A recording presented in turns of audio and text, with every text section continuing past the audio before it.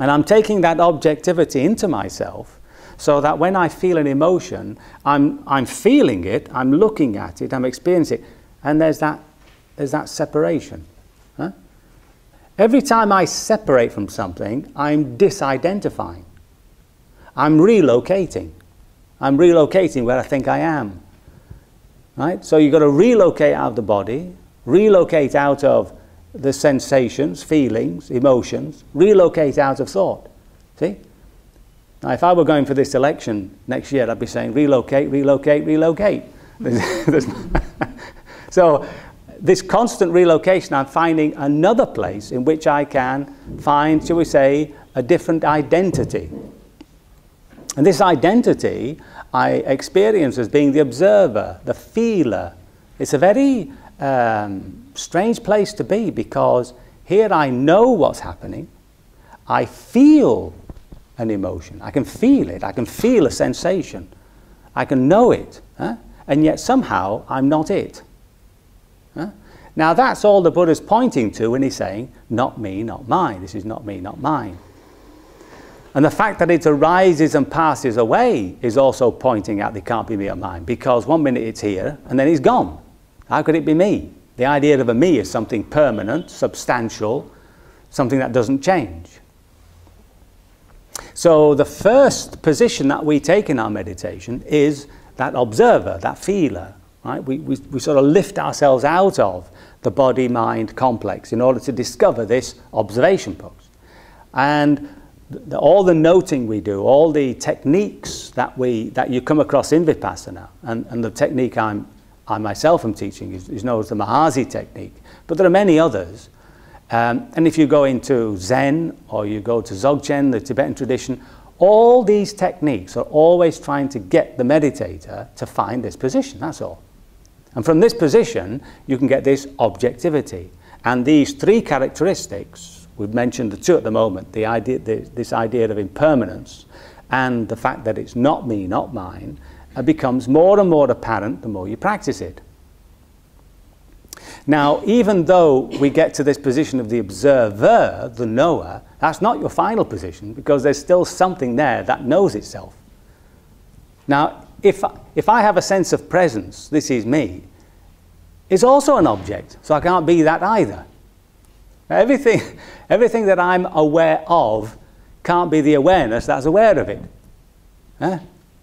So even at that point, which we can get to by an act of will, we can put ourselves into the observation post, is not the end point.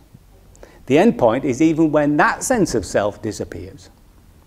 And occasionally that may happen to you in little blits and blobs when you fall into an absorption state, where there's a sense of loss of a self, and yet when you come out of that state, you know that there has been a process of knowing, a process of seeing, a process of experience. Now, these I like to call little nibbanic moments, right?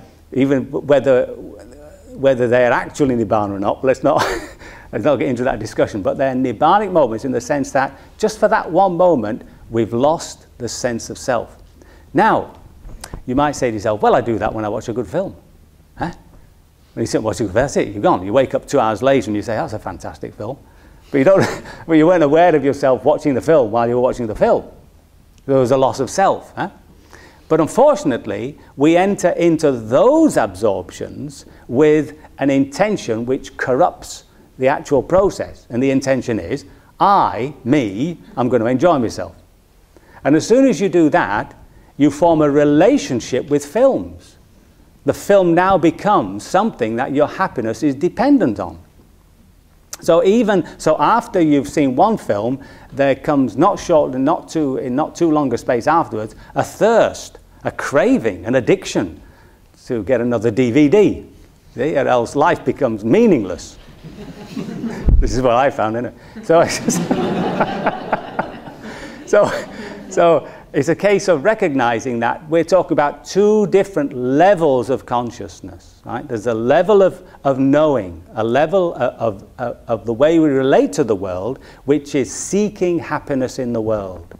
Now, this is where we come to the other of the three characteristics, which the Buddha called dukkha. Dukkha it translates as a hard place.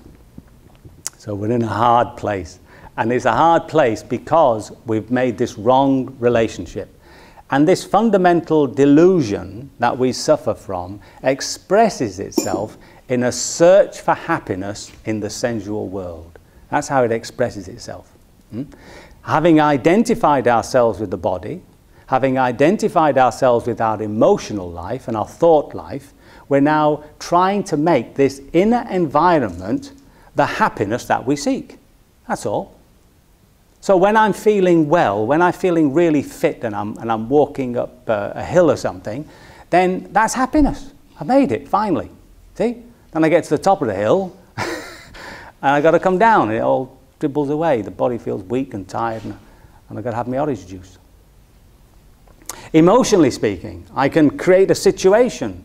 See, I try and find the right sort of person who makes me happy, the right sort of situation. And I find myself in this beautiful emotional euphoria.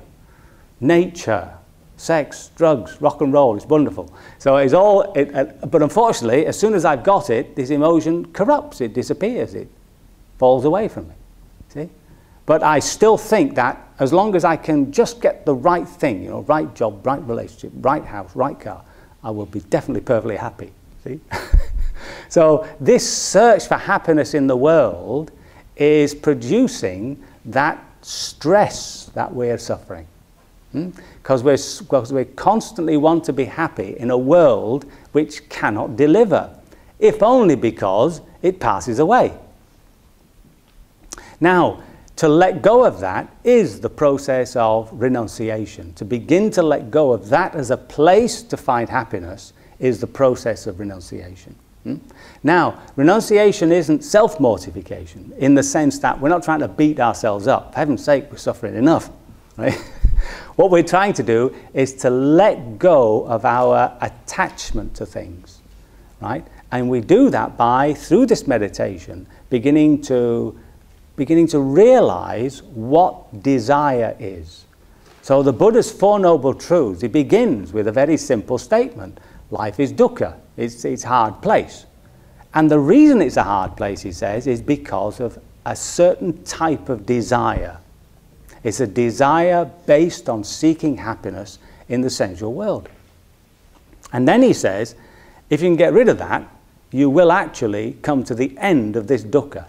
You'll actually come to a position in yourself where there is no more unsatisfactoriness, no more suffering, and you live, in his words, in contented and with it happy. Right? When somebody complains to him and says, look, this training is very difficult, he says, well, it is difficult, but then people achieve this wonderful state, nibbana. And the guy says, nibbana, so what?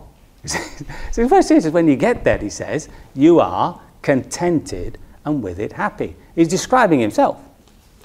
So remember that the enlightenment or the liberation is not a destruction of what we have, but a refinement of what we have. When the Buddha is finally liberated, he doesn't turn into this sort of amorphous blob, you know, sitting under a tree with enlightenment, sort of glowing, you know, but unable to speak, like he's lost in nibbanic bliss forever. It's not. He gets up, he walks, he talks, he relates. And the Buddha heart is these illimitables, right, which we'll practice this afternoon. Love, compassion, joy, and peace. That's his heart, you see. And his intellect, what had been such a barrier to actually seeing the things the way they are. I mean, that's why, remember, in our meditation, we're constantly dragging ourselves down into the body to get back to basic experience away from conceptual thinking. Remember that concepts always hold our history. So whenever we experience something, we're always dumping our history on what we're experiencing.